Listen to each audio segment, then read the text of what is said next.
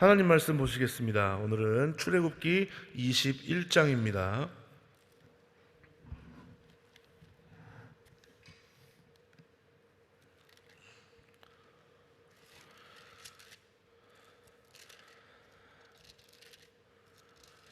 제가 가진 성경은 구약성경 113면입니다. 찾으셨으면 아멘. 출애굽기 21장 다 같이 합독합니다. 시작. 내가 백성 앞에 세울 율례는 이러하니라. 내가 히브리 종을 사면 그가 6년 동안 섬길 것이요 제7년에는 값없이 나가 자유할 것이며 그가 단신으로 왔으면 단신으로 나갈 것이요 장가 들었으면 그 아내도 그와 함께 나가려니와 상전이 그에게 아내를 주므로 그 아내가 자녀가 낳았으면 그 아내와 자식들은 상전에게 속할 것이요 그는 단신으로 나갈 것이로되 종이 진정으로 말하기를 내가 상전과 내 처자를 사랑하니 나가서 자유하지 않겠노라 하면 상전이 그를 데리고 재판장에게로 갈 것이요 또 그를 문이나 문설주 앞으로 데리고 가서 그것에다가 송곳으로 그 귀를 뚫을 것이라. 그가 영영이 그 상전을 섬기리라. 사람이 그 딸을 여종으로 팔았으면 그는 남종같이 나오지 못할지며 만일 상전이 그를 기뻐 아니하여 상관치 아니하면 그를 속신케 할 것이나 그 여자를 속임이 되었으니 타국인에게 팔지 못할 것이요 만일 그를 자기 아들에게 주기로 하였으면 그를 딸같이 대접할 것이요 만일 상전이 달리 장가들지라도 그의 의복과 음식과 동침하는 것은 끊지 못할 것이요 이 세 가지를 시행하지 아니하면 그는 속전을 내지 않고 거저 나가게 할 것이니라. 사람을 쳐 죽인 자는 반드시 죽일 것이나 만일 사람이 계획함이 아니라 나 하나님이 사람을 그 손에 붙임이면 내가 위하여 한 곳을 정하리니 그 사람이 그리로 도망할 것이며 사람이 그 이웃을 짐짓 모살하였으면 너는 그를 내 단에서라도 잡아내려 죽일지니라. 자기 아비나 어미를 치는 자는 반드시 죽일지니라. 사람을 후린 자가 그 사람을 팔았든지 자기 수하에 두었든지 그를 반드시 죽일지니라. 그 아비나 어미를 저주하는 자는 반드시 죽일지니라. 사람이 서로 싸우다가 하나가 돌이나 주먹으로 그 적수를 쳤으나 그가 죽지 않고 자리에 누웠다가 지팡이를 짚고 가동하면 그를 친 자가 형벌은 면하되 기간 손해를 배상하고 그로 전처되게 할지니라. 사람이 매로 그 남종이나 여종을 쳐서 당장에 죽으면 반드시 형벌을 받으려니와 그가 1일이나 2일을 연명하면 형벌을 면하리니 그는 상전의 금전임이니라. 사람이 서로 싸우다가 아이벤 여인을 다쳐 낙태케 하였으나 다른 해가 없으면 그 남편의 청구대로 반드시 벌금을 내되 재판장의 판결을 쫓아낼 것이니라. 그러나 다른 해가 있으면 값되 생명은 생명으로 눈은 눈으로 이는 이로 손은 손으로 발은 발로 데운 것은 데움으로 상하게 한 것은 상함으로 때린 것은 때림으로 갚을지니라. 사람이 그 남종의 한 눈이나 여종의 한 눈을 쳐서 상하게 하면 그 눈 대신에 그를 놓을 것이며 그 남종의 한 이나 여종의 한 이를 쳐서 빠뜨리면 그 이 대신에 그를 놓을지니라. 소가 남자나 여자를 받아서 죽이면 그 소는 반드시 돌에 맞아 죽을 것이요 그 고기는 먹지 말 것이며 임자는 형벌을 면하려니와 소는 본래 받는 버릇이 있고 그 임자는 그로 인하여 경고를 받았으되 단속하지 아니하므로 남녀간에 받아 죽이면 그 소는 돌로 쳐 죽일 것이고 임자도 죽일 것이며 만일 그에게 속죄금을 명하면 무릇 그 명한 것을 생명의 속으로 낼 것이요 아들을 받든지 딸을 받든지 이 율례대로 그 임자에게 행할 것이며 소가 만일 남종이나 여종을 받으면 소 임자가 은 30세겔을 그 상전에게 줄 것이요 소는 돌에 맞아 죽을지니라. 사람이 구덩이를 열어두거나 구덩이를 파고 덮지 아니하므로 소나 나귀가 거기 빠지면 그 구덩이 주인이 잘 조치하여 짐승의 임자에게 돈을 줄 것이요 죽은 것은 그 처지가 될지니라.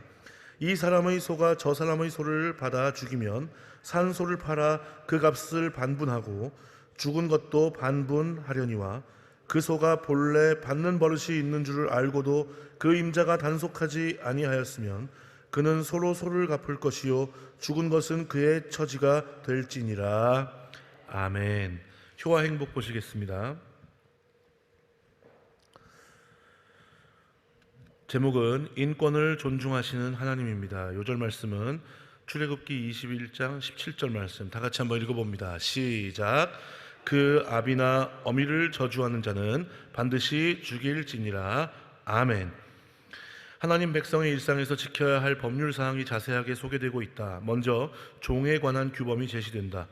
종은 하나님의 법에 따라서 이들은 단순한 소유물로 간주하지 않고 그들의 권리가 어느 정도 인정되었다. 십계명에 금지된 바와 같이 자유와 생명을 중시하는 공동체의 근본 질서를 깨뜨리는 자는 반드시 사형에 처하도록 규정되었다.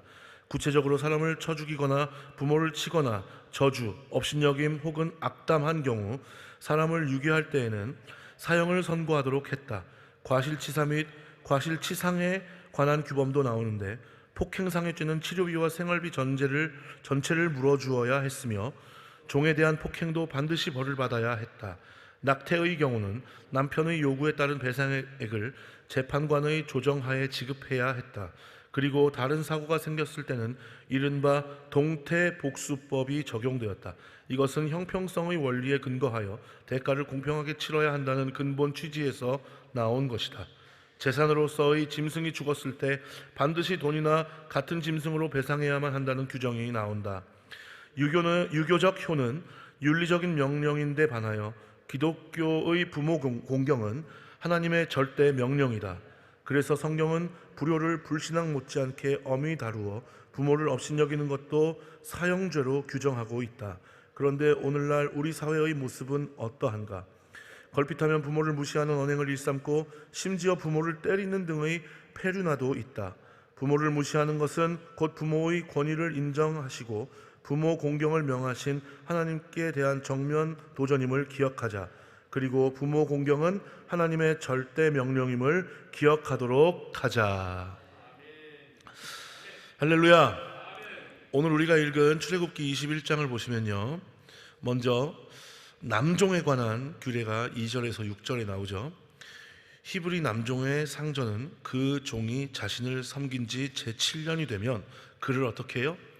놓아주어야 하고요. 그런데 재밌는 것은 종이 상전과 그 처자를, 아내를 사랑하여 자유하기를 원치 않을 경우 상전이 그를 재판장에게 데리고 가서 그의 귀를 뚫은 후에 영구히 종으로서 삼을 수 있다라고 그렇게 나옵니다. 그리고 7절에서 11절까지 여종에 관한 규례가 나오는데요, 딸을 여종으로 판 경우 그녀는 남종같이 나오지 못하죠. 그 여종을 자기 아들에게 줄 경우에는 딸같이 대접해야 했고요.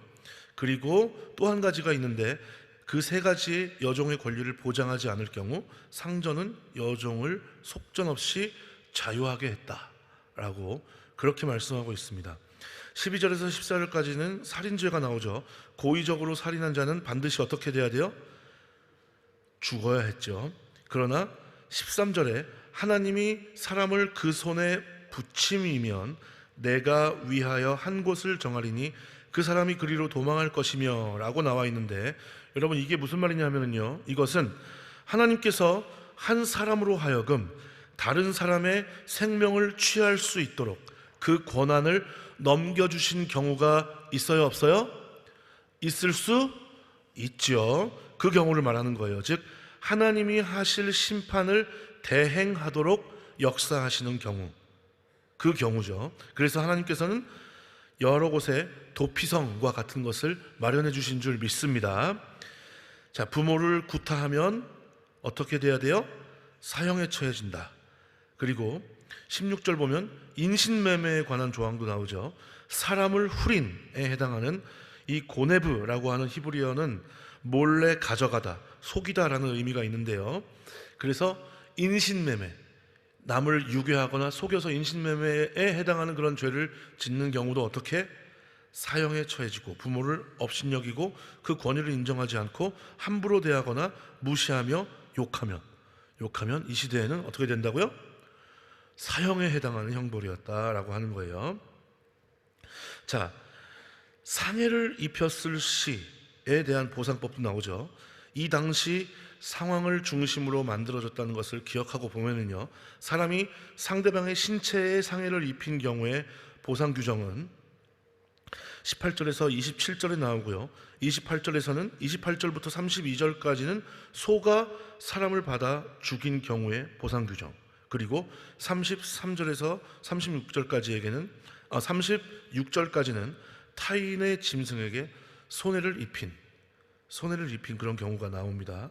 자, 이 부분에서 우리가 주목해야 할 것은 뭐냐 하면 23절에서 25절에 나오는 말씀이에요. 다른 해가 있으면 갚되 생명은 생명으로, 눈은 눈으로, 이는 이로, 손은 손으로, 발은 발로, 데운 것은 데움으로, 상하게 한 것은 상함으로, 때린 것은 때림으로 갚을지니라 라고 이렇게 말씀하고 있는데요. 자, 하나님께서 이와 같은 동해보복법이라고 불리는 이런 법칙을 제정하신 이유가 뭘까요? 이유가 뭘까요? 왜 이러한 법칙을 제정해 주셨을까요? 그냥 너희는 눈에는 눈, 이에는 이, 그렇게 서로 안갚음하면서 살아라 라고 하는 그런 의도로 이렇게 법을 제정해 주셨을까요? 그것이 아니죠. 하나님께서 이렇게 법칙을 제정해 주신 이유를 우리가 잘 기억해야 할 줄 믿습니다. 자, 그것은 피해를 주었을 때는 그에 상응하는 정당한 보응을 하시겠다는 그런 의미죠. 즉, 경고를 주셔서 범죄에 대한 경각심을 갖도록 해서 그런 폭행이나 여러 가지 범죄에 해당하는 그런 행위가 어떻게 할 수 있도록 줄어들 수 있도록 하기 위해서 이런 법칙을 만들어 주신 줄 믿습니다. 눈에는 눈으로, 이에는 이로, 내가 은혜는 못 갚아도 원수는 꼭 갚는 사람이거든 하면서 그렇게 살아가라고 하는 것이 아니라,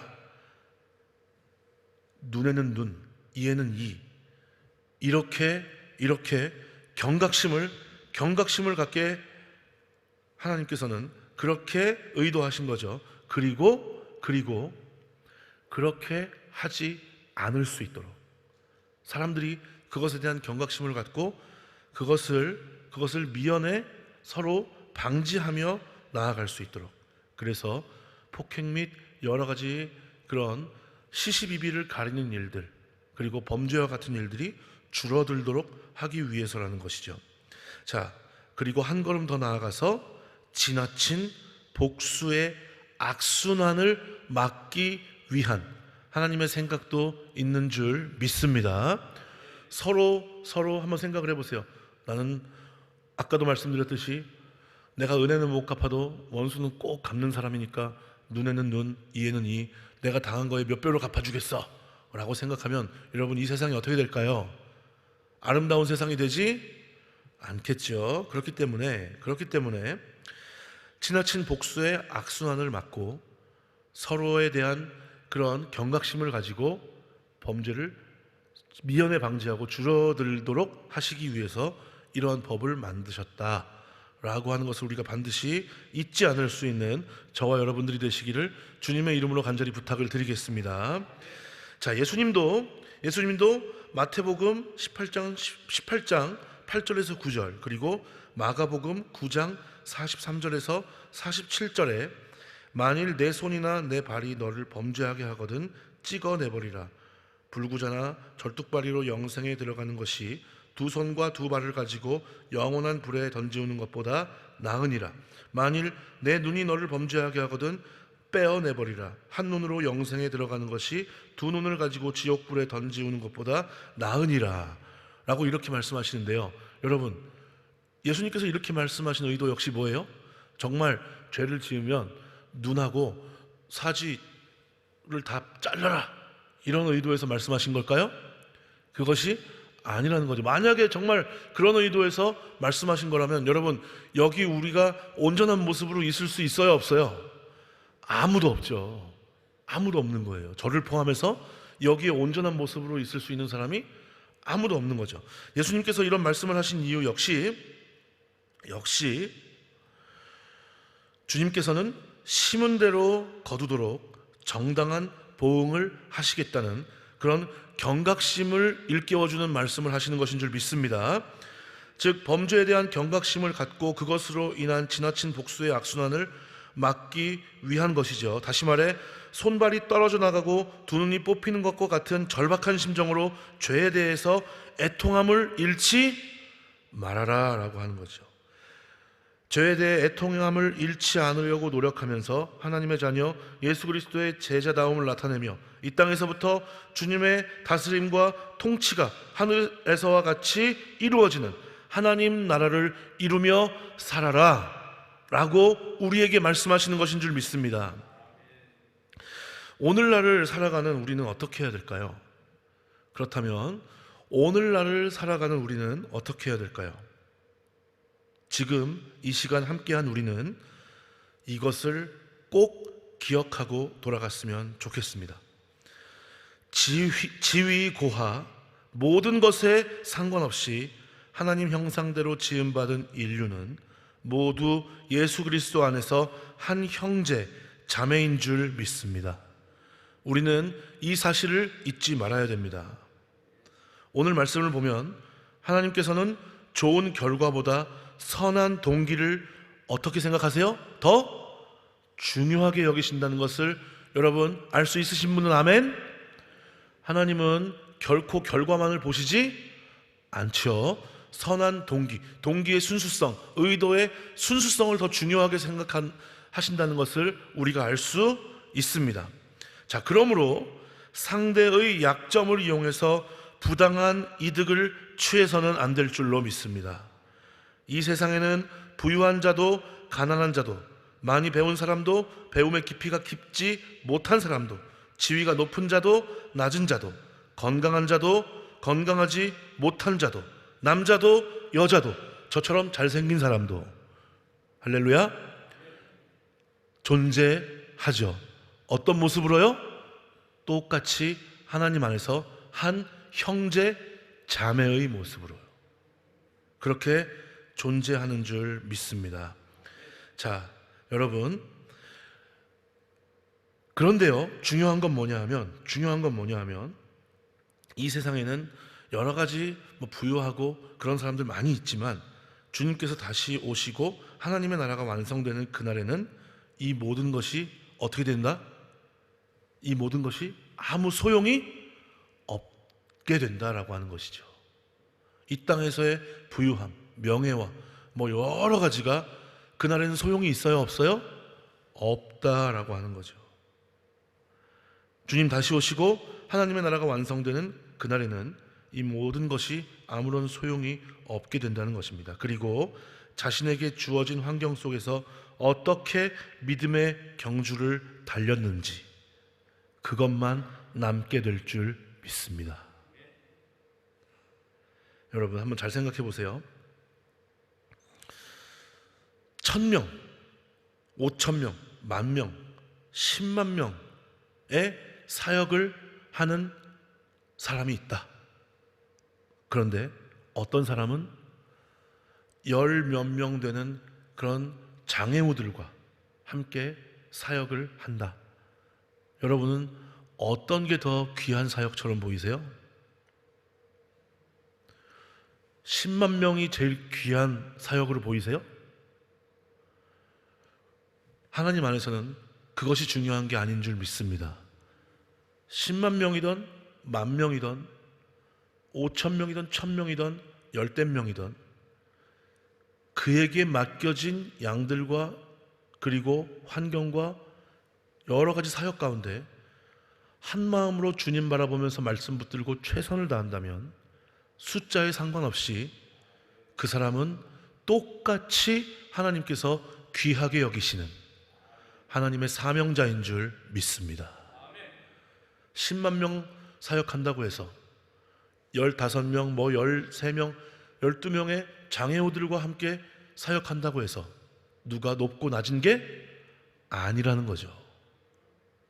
똑같이 열심을 갖고 한 마음을 품고 하나님의 나라를 이루면 숫자와 상관없이 누구든지 하나님 안에서 귀하고 존귀한 하나님의 일꾼인 줄 믿습니다.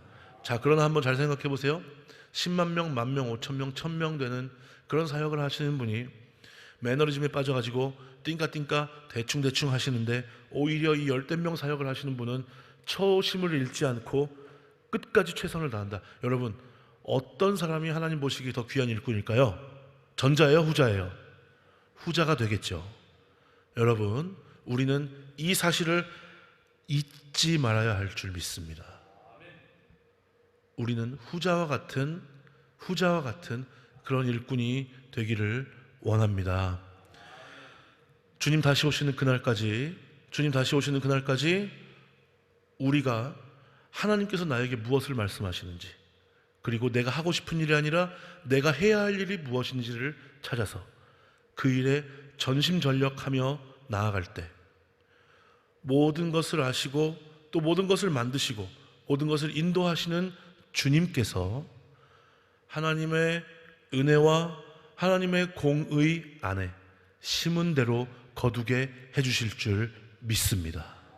그렇기 때문에 이 땅에서 사회적 기준으로 내가 비록 보잘것없다, 내 모습이 초라하다 할지라도, 그러나 그 가운데 우리를 이끄시고 천지만물을 주관하시는 주님을 바라보며 나아갈 수 있었으면 좋겠습니다. 그리고 그 안에서 주님께서 우리에게 주신 말씀대로, 주님께서 우리를 이끄시는 대로 순종하며 나아가서 주님 안에 믿음의 열매를 맺고 주님 다시 오시는 그날, 잘했다 칭찬받는 종들의 자리에 우리 모두가 함께할 수 있었으면 좋겠습니다. 그리고 이 땅에서도 여전히 함께 하시고 우리를 이끄시고 고아와 과부들과 또 연약한 자들과 함께 하시고 돌보시며 우리를 인도하시는 그런 주님의 임재와 성령의 인도하심을 믿음의 증거로 소유하고 주님께 감사, 찬양, 영광 돌리며 나아가는 그런 복된 인생의 주인공들이 되시기를 주님의 이름으로 축원합니다. 기도하겠습니다. 하나님 감사합니다. 주님께서 오늘 우리가 읽은 말씀에 나온 그런 법령을 제정하신 이유는 그 행위를 하면서 그렇게 살아라 라고 하는 목적이 아니라, 그 행위에 대한, 그리고 그 행위로 인해서 받게 될 여러 가지 일들에 대한 경각심을 가지고 하나님의 자녀답게, 예수 그리스도의 제자답게 살아라 라고 하는 그런 이유에서 우리에게 그런 법령을 주신 줄 믿습니다. 우리가 이 사실을 잊지 않을 수 있도록 인도하여 주시옵시고, 오늘날을 살아갈 때 비록 사회적, 세상적 기준으로는 내가 보잘것없고 초라하다 할지라도, 그러나 주님 안에서 주님이 이끄시는 대로, 하나님의 말씀대로 주님께서 말씀하시는 그 해야 할 일에 집중하며 나아갈 때 내가 주님 안에서 존귀하게 될 줄 믿사오니, 아버지 하나님, 우리가 이 사실을 잊지 않고 주님 다시 오시는 그날까지 초심을 끝까지 지킬 수 있도록 인도하여 주시옵시고, 그 모든 것을 통하여 주님 영광 받아 주시옵소서. 함께해 주실 줄 믿사오며 예수님의 이름으로 감사하며 축복하며 기도드리옵나이다. 아멘.